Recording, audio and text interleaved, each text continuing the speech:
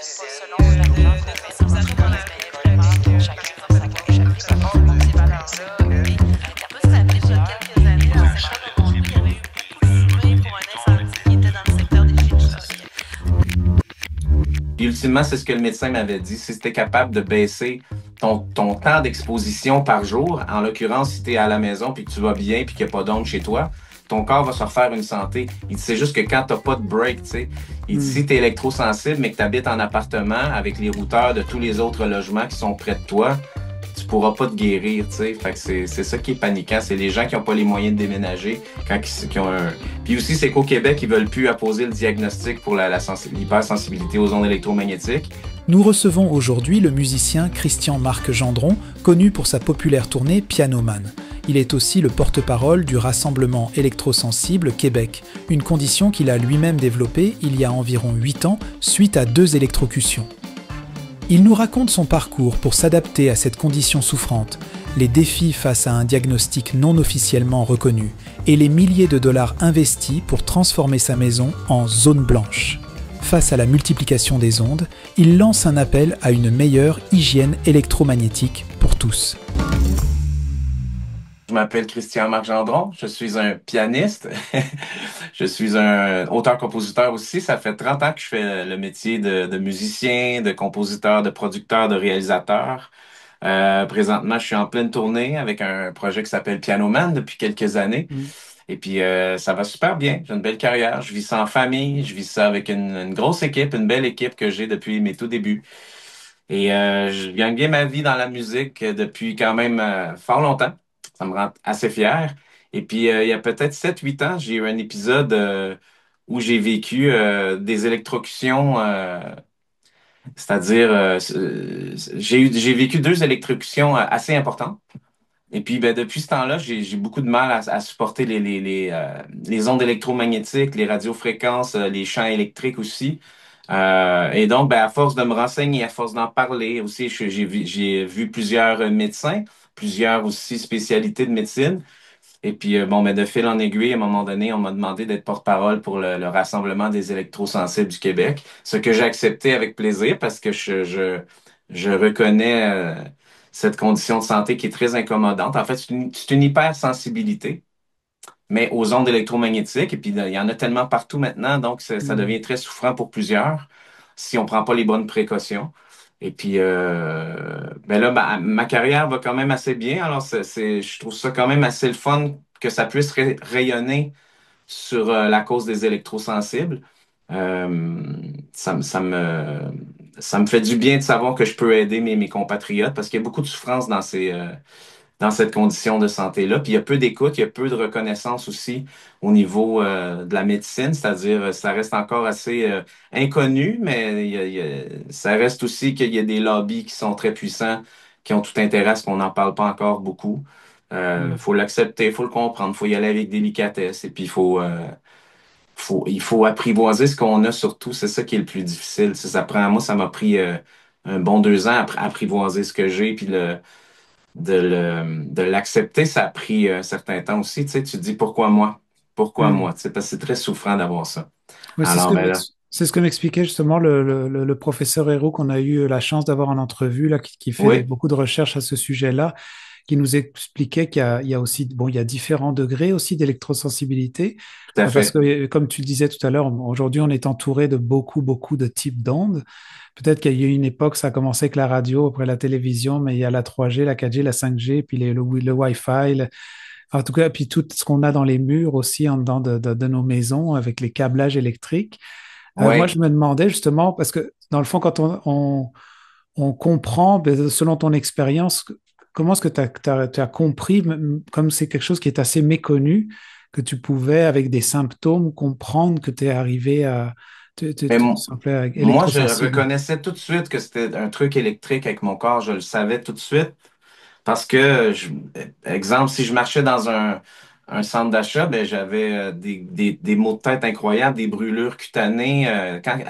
La minute que j'allais dans un espace où il y avait trop de Wi-Fi, par exemple, dans un amphithéâtre pour du sport, comme au Centre Bell, des trucs comme ça. Mm.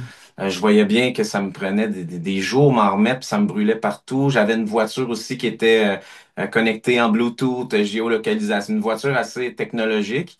J'ai déjà fait des petites crises d'épilepsie dans la voiture. Hmm. Alors, je voyais bien qu'il y avait une cause à effet dès qu'il y a un routeur, dès qu'il y a un compteur aussi, le compteur d'Hydro-Québec, il émet des pulsions, pas tout le temps, mais constantes, qui sont pas très fortes, mais sur 1 heure, 2 heures, 3 heures, c'est pas si pire. Sur 2 jours, 3 jours, c'est pas si pire, mais sur 1 an, 2 ans, 3 ans, ça fait des Hmm. dommages, tu sais. Ok. Là, ben, moi, j'ai fait changer le compteur à la maison pour un compteur qui est non communicant, donc il n'est pas Wi-Fi. Tu sais, moi, après ça, j'ai eu la chance que mon médecin de famille me croie quand je lui ai dit que selon moi, c'était ça. J'avais déclenché quelque chose en ayant mes électrocutions, puis j'ai comme ouvert un portail de sensibilité, pas le fun. Hmm. Euh, et Parce que donc, ça, j'ai eu la chance que mon médecin de famille me croit, qu'elle me réfère à des instances plus hautes en médecine environnementale, en hmm. intolérance des ondes aussi. Fait que je suis monté très haut au CHUM, je suis allé voir un médecin spécialiste. Et puis après ça, j'ai essayé toutes sortes de médecines douces parce que c'est vraiment très souffrant. Mais finalement, ce que je me suis rendu compte, c'est dans notre quotidien. Il faut vraiment faire les deuils. Comme là, je te parle avec mon téléphone cellulaire, mais qui est branché dans un câble Ethernet à la maison. Fait qu'il n'y a pas de Wi-Fi, il n'y a pas de Bluetooth à la maison. Hmm. J'ai mon trackpad d'ordi qui est connecté avec un fil. Tout est filaire chez moi. Alors, il y a aucune onde. Je ne capte pas non plus le Wi-Fi des voisins.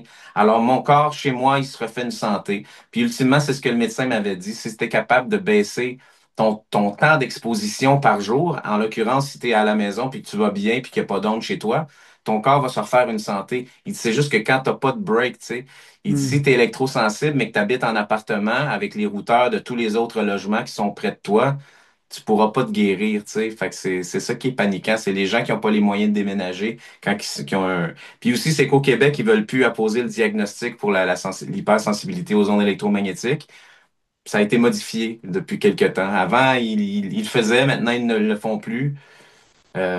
Tu as eu la chance C'est d'avoir un médecin qui t'a entendu là-dessus, parce que ce que m'expliquait le professeur Héroux, c'est que de Ah, le fait, il peut médecin y m'a avoir... entendu. Le médecin m'a dit Ouais. qu'il me croyait, mais il m'a aussi dit qu'il pouvait pas me donner de diagnostic Ah, officiel. ok. Alors, je savais bien que je pourrais non seulement pas avoir d'indemnisation, mais surtout pas avoir d'aide et de compréhension. Alors, tu sais, j'étais par moi-même. Il fallait que je me débrouille moi-même.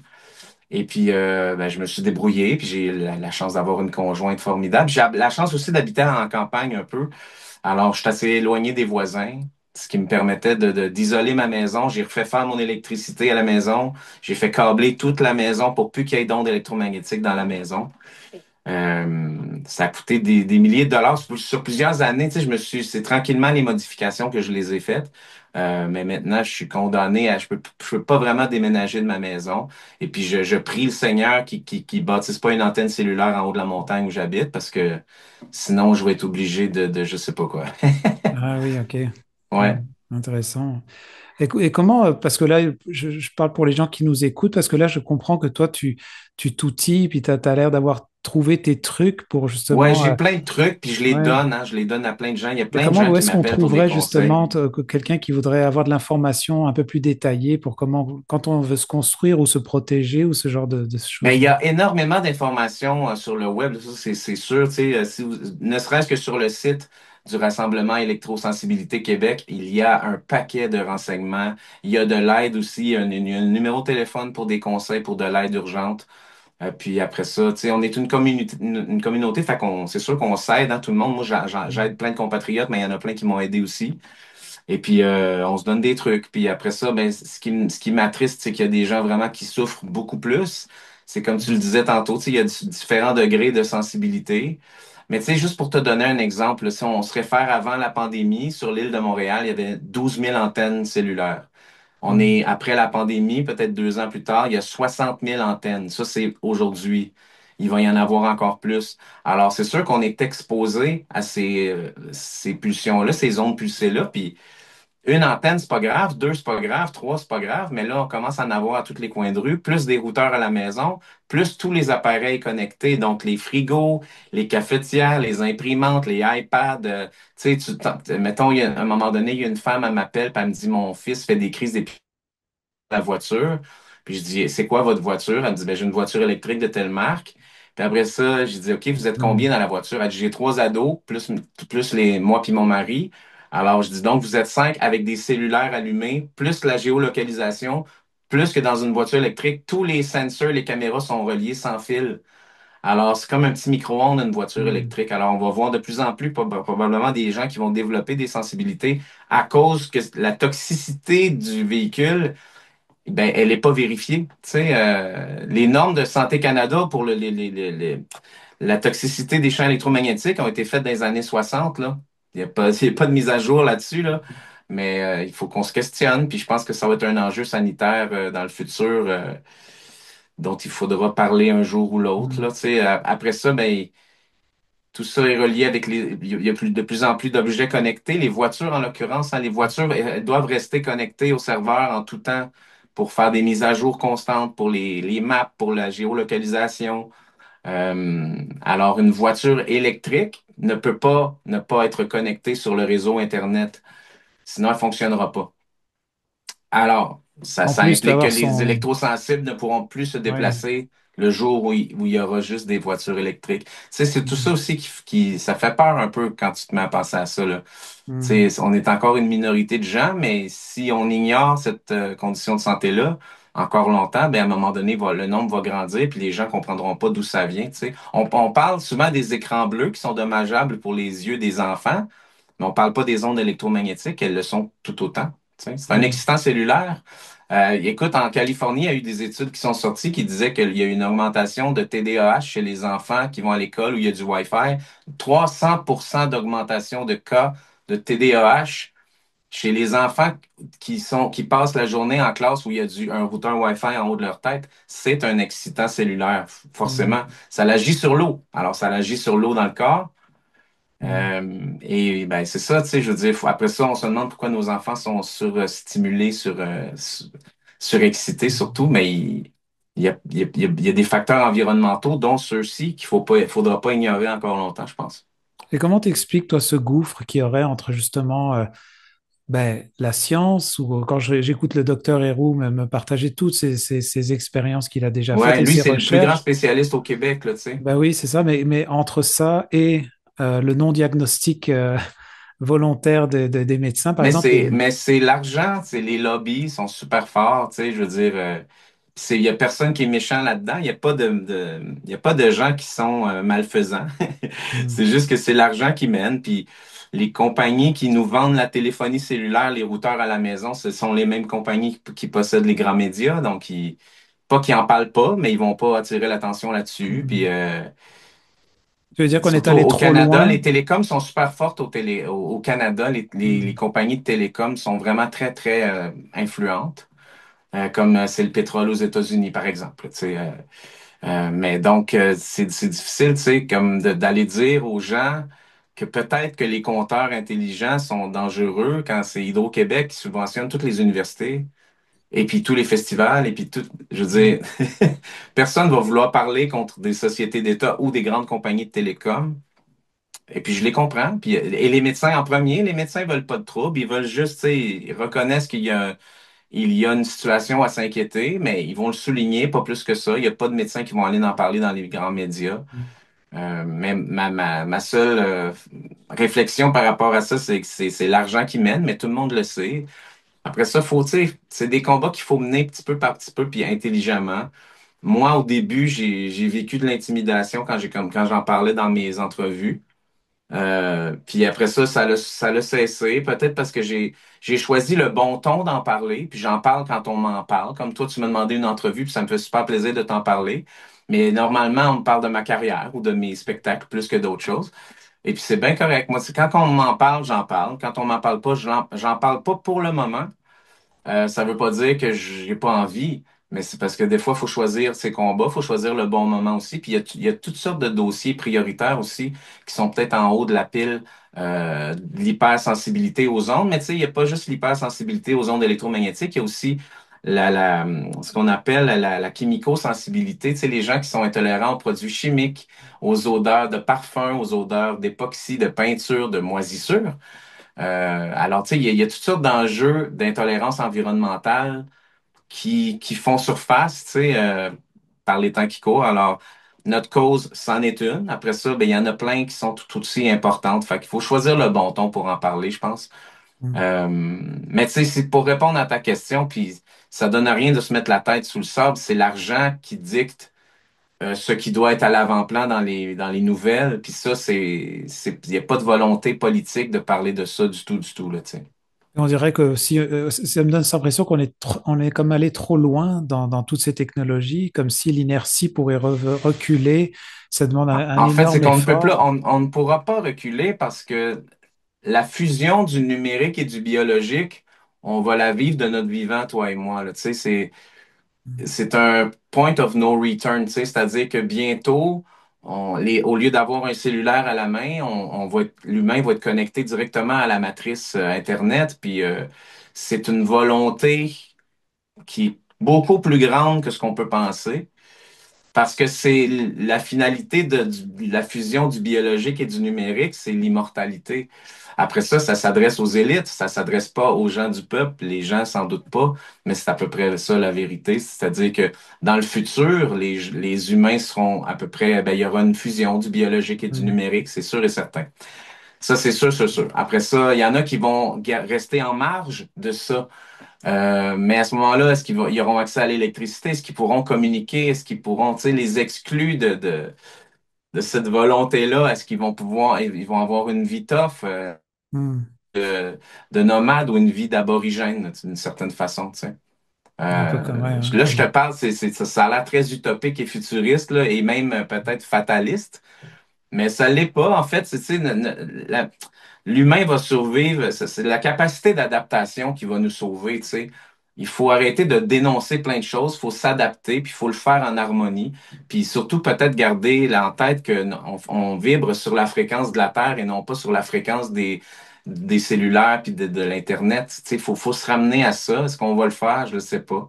On dirait qu'il n'y a pas de volonté politique de ça. On veut nous déconnecter, on veut nous déshumaniser. Je sais pas si tu es d'accord avec moi, puis c'est pas grave, tu sais. C'est-à-dire, Bah, ça moi, c'est mon résonne. Ouais, ouais. sentiment, tu sais. Ah oui. Bah, ça résonne, c'est sûr, ce que tu dis. Ce que tu disais tout à l'heure, là, le côté, je trouvais ça important, la régénération, là où tu retournes chez toi, puis tu as besoin de te ressourcer. Il y a quelque chose qui me semble comme un peu, même si on n'est pas électrosensible, il y a toujours ce besoin chez l'humain, à un moment donné, de devoir prendre du recul et de sortir un petit peu Mais oui, de cette, pourquoi il y a des gens qui aiment aller au chalet quand il n'y a pas de ouais, réseau? Ben, c'est parce que ça fait du bien. ouais. Mais oui, tout à fait, tu sais. Mm. Puis la chaleur humaine aussi, on soupçonne peu l'importance qu'elle a, mais de se reconnecter aux gens qu'on aime, puis même aux gens qu'on n'aime pas, on est tous humains, il faudrait tous se tenir ensemble, tu sais. On ne devrait pas se diviser comme on le fait là, là. On a besoin de s'unir et plus que jamais, tu sais. Oui, parce que la problématique de ces appareils qui rayonnent, il y a aussi de ce qu'ils diffusent et comment, à quoi on s'en sert, Ben, tu sais, bah, c'est comme pour rendu qu'un communiquer. influenceur TikTok est récompensé en argent le plus longtemps qu'il fait rester les gens online avec lui. Mm. Et là, c'est exponentiel au nombre de gens qui sont des influenceurs sur toutes les plateformes. Et moi, j'en fais partie. Je suis un musicien, je suis un artiste. C'est sûr que j'aime que les gens écoutent mon contenu, c'est sûr et certain. Mais je veux dire, on est récompensé quand on est capable de garder les gens le plus longtemps possible online. Donc, plus longtemps que tu es absorbé dans ton cellulaire, moins longtemps que tu es connecté aux gens. Tu sais, il y a plus, les gens sont de moins en moins dans la vie sociale. Les jeunes sont anxieux parce que ils n'ont pas appris à gérer des conflits. Ils ont appris à gérer du Minecraft puis du Call of Duty, mais ils n'ont pas appris à gérer un conflit d'être humain à être humain. Fait que tu sais, on se demande pourquoi les jeunes, parfois, ils ont des, euh, des fois des pulsions agressives. C'est parce qu'ils n'ont pas appris. Faut apprendre à vivre ensemble, apprendre à vivre en société. Et puis, je pense que c'est tous les objets numériques dont on a besoin Mm. sont absolument tous addictifs. Et puis, je pense que ça fait partie aussi du problème, c'est-à-dire que, tu sais, moi, avant de devenir électrosensible, j'étais hyper connecté tout le temps sur mon téléphone, tout le temps en studio, avec un casque, avec des trucs Bluetooth. Tu sais, j'étais super techno. Et puis finalement, ça a été un gros wake-up call quand j'ai eu ça, le diagnostic que je ne pouvais pas avoir, mais que je savais qu'on savait tous que c'était ça. Mais mon médecin m'a dit, c'est un cadeau que tu as reçu. Je dis, ah oui? Je dis, je m'en passerais bien de ce cadeau-là. Puis il dit, ouais, mais attends une minute. Il dit, maintenant, tu sais à quel point c'est dommageable, alors tu Hmm. vas éviter de surutiliser tes choses. Et puis c'est tout à fait vrai. Puis même que mais, ça nous a, je veux dire, ça nous a beaucoup aidé dans mon couple, non, à ma femme et moi, parce qu'au resto, on n'est pas sur nos cellulaires, on se parle pour vrai. Puis tu sais, on check nos messages comme tout le monde vite vite, on se remet en mode avion. Tu sais, on peut pas l'utiliser super longtemps. Je viens avec des mots de tête. Quand je pars en tournée, en camion avec les amis, faut que tout le monde se mette en mode avion. Alors, ils sont pas capables de rejoindre leur famille. Fait que je suis obligé de prendre mon véhicule, moi tout seul. Ça m'a isolé un peu de ma gang pendant ma tournée. J'ai pas le choix. Je veux pas Hmm. faire subir ça à tout le monde. Mais il reste qu'au moins dans mon auto, ben, on jase, tu sais. On est moins là-dessus. Puis, Intéressant. Oui, bah, ouais. c'était un peu ma dernière question, justement, comment tu le vivais dans ton travail et dans ton quotidien. Mais apparemment, tu as réussi à ce que je comprends, à t'adapter, à trouver les Ouais. bons outils et même chez toi, à organiser ton chez toi pour pouvoir te régénérer, j'imagine. Tout à fait. Puis, mais j'ai la chance d'avoir des proches qui me croient. Puis tu sais aussi, j'ai plein d'amis comédiens, même des artistes super connus qui sont électrosensibles, ils veulent pas en parler. Puis ils m'ont dit, tu sais, merci d'en parler. Tu sais, mais ils Mm. ont peur pour leur carrière, pour leur réputation, parce que vu que c'est pas une maladie reconnue ici au Canada, mais c'est vrai que si on pousse trop fort sur le crayon, ben, ça se peut qu'on nous fasse passer pour des fous, tu sais. Alors, c'est pour ça qu'il faut trouver le bon ton. Il faut éduquer les gens à pas avoir peur des ondes et des antennes, mais juste de dire, hey, la nuit, le routeur, on s'en sert pas. Pourquoi on l'éteindrait pas? Mm. Parce que c'est écrit dans le manuel, dans le guide de l'utilisateur de chaque routeur Wi-Fi, c'est écrit d'éteindre en tout temps lorsque c'est pas utilisé. Ils le savent qu'il y a une incidence sur le corps humain. Ils se protègent, l'industrie se protège, les compagnies de cellulaires, si on lit comme il faut le guide d'utilisateur, c'est écrit de porter à quelques millimètres des Mm. oreilles. Et puis, tout le monde le colle. Après ça, c'est écrit de pas jamais parler plus que 6 minutes parce qu'il y a des dommages permanents au cerveau. C'est écrit. Mais les gens, combien de temps qu'ils parlent? Alors, tu sais, quand tu reçois un appel sur ton cellulaire, ben, tu le mets sur le speaker, tu le gardes un peu loin de ton visage, puis déjà, c'est un geste d'hygiène électromagnétique. Fermer un routeur la nuit, débrancher l'imprimante quand tu t'en sers pas parce qu'elle est toujours en train de s'updater, tu sais. Mais pas mettre les intercoms pour bébé, là, ceux qui sont Bluetooth, pas mettre ça dans la chambre du bébé, tu sais, c'est la base. Juste éduquer les gens, puis les gens, s'ils font preuve de un peu, pas beaucoup, juste un peu d'hygiène électromagnétique, ben, je suis pas mal sûr que personne va devenir comme ça. Alors, je pense que moi, ma mission, c'est d'éduquer les gens puis essayer d'aider ceux qui souffrent plus que moi. Ça, c'est ma mission. Mais surtout, prévenir les gens de faire attention pour pas que ça leur arrive. Et je souhaite pas ça. C'est très souffrant, je te dirais. Mm. Tu sais, dans mon quotidien, quand je rentre à Montréal, là, les maux de tête puis les brûlures cutanées que je ressens, c'est très fort, là, tu sais. Je souhaite pas ça à personne, là. Ouais, intéressant, hein. Une hygiène électromagnétique, ouais, c'est ça. Mais c'est tout à fait ça. C'est beau Moi, parce que, ouais. tu sais, j'ai appelé une firme qui est experte en hygiène et électromagnétisme. Ils sont venus chez moi, puis ils m'ont dit quoi réparer, quoi changer. Ils m'ont dit, tu peux câbler ta maison. Puis j'ai fait agrandir une section de ma maison. J'ai refait faire l'électricité en BX, qui est une membrane métallisée. Fait qu'il n'y a pas de champ électromagnétique dans les murs, du tout, du tout. J'ai poussé ma loc un peu à cause de ma condition. Mais tu sais, c'est des petits changements qui ont fait que finalement, chez moi, c'est une maison saine un peu, là, si tu veux, là. Mm. Alors, mais c'est ça m'a pris quelques années. Puis c'est pour ça que j'essaie d'aider aussi ceux qui découvrent à peine qu'ils ont ça, leur expliquer les deuils qu'ils auront à faire. Plus de cellulaire dans la voiture, plus de Wi-Fi, plus de Bluetooth dans la proximité du corps, tu sais. C'est des gros deuils pour des gens qui, surtout qui travaillent, mettons, dans les médias, ou dans les télécoms ou, tu sais. Des Mm. employés d'Hydro qui m'écrivent, qui sont tombés malades, puis ils me demandent des trucs à moi. Ah oui. Tu sais, Mm.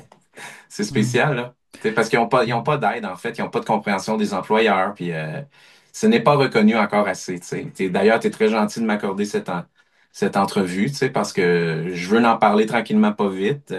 Et quand on m'en parle, ça me fait plaisir. J'espère que je te l'ai démocratisé de la bonne façon, Oui, là. c'est très intéressant. Puis je vois qu'en fait, il y a quand même tout un univers aussi que je découvre bah, grâce au Rassemblement des électrosensibles Québec, là, je me disais, bah, quand il y a quand même des outils où des gens peuvent se retrouver, discuter, échanger, j'imagine que ce groupe-là Oui, peut servir à ça. exact. OK. Après ça, mais tu sais, avec les villes connectées, les maisons connectées, les voitures connectées, ça va devenir de plus en plus compliqué. Les taux se resserrent pour les électrosensibles. Alors, c'est un peu, ouais, c'est un peu inquiétant, c'est sûr. Hmm. OK. Écoute, j'aimerais quand même terminer aussi sur une autre note. J'avais le goût de connaître un petit peu plus tes projets au niveau de la musique, parce que je sais que je suis un petit peu aussi quand même ce que tu fais, mais je voulais quand même les gens que tu nous partages ce que tu fais en ce moment et c'est quoi Oui. tes projets musicaux? Ben, en fait, ma tournée Pianoman, ça fait 10 ans qu'on la tourne Bah oui, et j'ai fait 3 volets, c'est-à-dire Pianoman 1, 2, 3. Là, dans la dernière année, ça a bien été. On a vendu 85 000 billets de la tournée. C'est beaucoup en musique au Québec. Alors, je suis très fier. J'ai eu 2 nominations au Gala de la disque qui vient juste de passer. Et ce qui s'en vient, j'ai une prochaine tournée qui s'appelle Trilogie, dans laquelle je vais reprendre un peu les meilleurs moments du 1, du 2, du 3, puis beaucoup, beaucoup de nouveaux numéros. J'ai pris beaucoup d'assurance, puis j'ai une belle et grande équipe, et puis c'est ce qui s'en vient dans la prochaine année. Mais gars, tu vois, dans les prochaines semaines, je fais un show de Noël qui s'appelle Parapapam. Alors, on fait 5 représentations à la Place des Arts et puis de Montréal, et puis on fait une représentation au Grand Théâtre de Québec. Et puis après ça, en avril, je repars en tournée partout à travers le Québec, Ontario, un peu Nouveau-Brunswick peut-être, et puis les îles de la Madeleine, et puis je vais partout, tu sais. ok. Est-ce que des fois dans tes déplacements, on t'approche pour ce volet-là des fois de l'électrosensibilité, Mais non? chaque Ouais. semaine, Ah oui, ok. mais oui, chaque Ok. semaine, il y a quelqu'un qui vient me faire un câlin Ouais. en me disant merci pour ce que tu fais, merci Ok. de le nommer, tu sais, parce que c'est vrai que c'est pas tabou, c'est inconnu encore. C'est très Mhm. peu connu comme condition. Il y a plein de gens qui ont une hypersensibilité aux ondes électromagnétiques qui vont faire de l'insomnie chronique, de l'anxiété chronique. C'est vraiment souvent relié qu'il y a un routeur dans leur chambre à coucher, là. Puis eux autres, ils vont penser qu'ils sont stressés au travail. Puis là, tu sais, quand tu dors pas, c'est que ton système immunitaire s'affaiblit très rapidement. Tu sais, au bout d'une semaine, là, tu pognes plein d'affaires. Puis ta santé n'est pas capable de récupérer. Mais un routeur qui est trop proche ou tu sais, un cellulaire proche de la tête pendant que tu dors, c'est des trucs comme ça que, encore une fois, sur une semaine, 2 semaines, 3 semaines, il n'y a pas de souci. Mais ça fait combien d'années qu'on a nos cellulaires dans nos chambres, puis nos routeurs, puis Mhm. tu sais, les jeunes, ils utilisent une console de jeux vidéo avec une manette Bluetooth. La console est Wi-Fi, elle est à côté du routeur. Pourquoi pas câbler la console, désactiver Mhm. le Wi-Fi de ça? Pourquoi pas remettre des consoles à fil, tu sais, pour que ça soit plus simple, ou au moins donner l'option. Comme ça, le jeune, il aura le choix, tu sais, parce que c'est très oxydatif de tenir un truc Bluetooth dans les mains, Mhm. ou une tablette, ou un laptop. Tu sais, moi, je le sens, ça me brûle tout de suite. Alors, je sais que moi, je suis un hypersensible, mais je sais que c'est dommageable pour les gens qui ne le ressentent pas nécessairement tout de suite, mais ils peuvent le développer, tu sais. Puis c'est-à-dire qu'il va y avoir de plus en plus d'objets connectés. Fait qu'il faut, ah non, faut s'unir, il faut en parler. C'est ça. Bah, en tout cas, merci beaucoup, Christian Marc, pour ton temps et de nous partager toutes ces informations. Ça fait plaisir. Merci beaucoup pour ton invitation. Ne manquez pas l'entrevue que nous avons eue avec le professeur Paul Héroux sur l'impact des ondes électromagnétiques sur notre corps, à visionner sur notre site internet